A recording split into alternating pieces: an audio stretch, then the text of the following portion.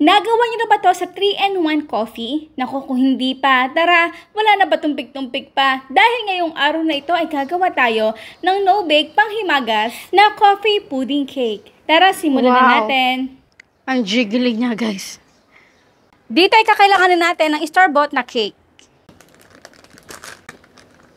At ang nabili ko nga pala ang store-bought na cake ay may feeling mas maganda ito para hindi na tayo maglagay ng condensed milk.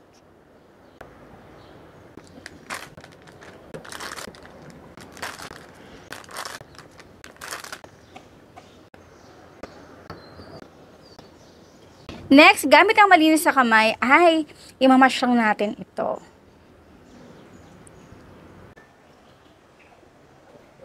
Then, ipapress lang natin ito.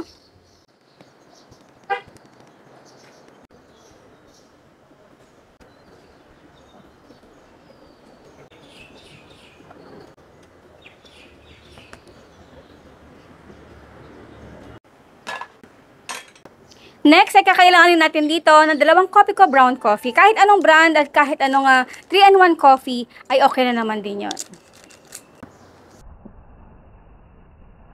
Dito guys, wala muna tayong apoy. Mag-a-add ako dito ng 2 teaspoon ng instant coffee, 1/2 cup ng cornstarch. Yan, at haluin lang muna natin ito.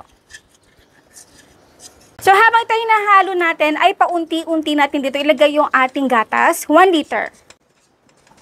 Then, bubuksan ko na ating apoy into medium heat.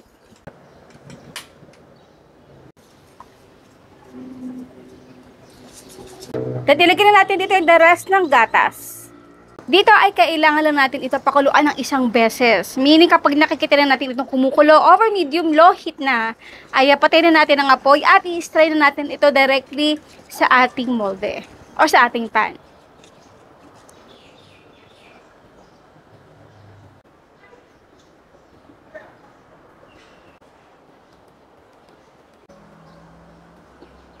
Ilalatras ko muna ito in room temperature for at least 30 minutes. Then, ilalagay ko ito sa ref hanggang sa mag-set.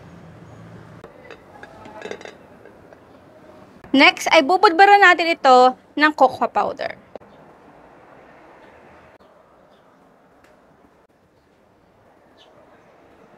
Next, sa ating tsokolate.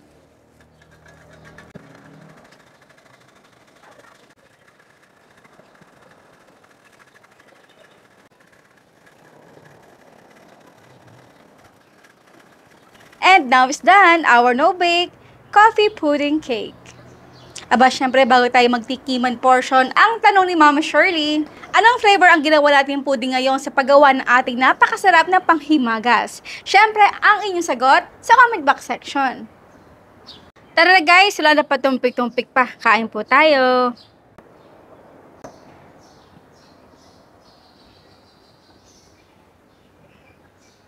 Wow! Ang jiggly niya, guys. Grabe. Kain po tayo. Opo.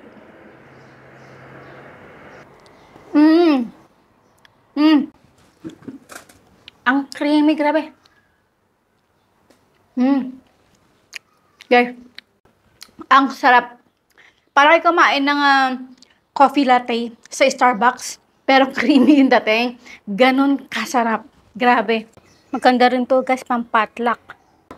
So, ayan po guys. Maraming po salamat sa inyo lahat ng ating outro. Keep safe, be healthy, and be happy. Hinay-hinay lang. Bye!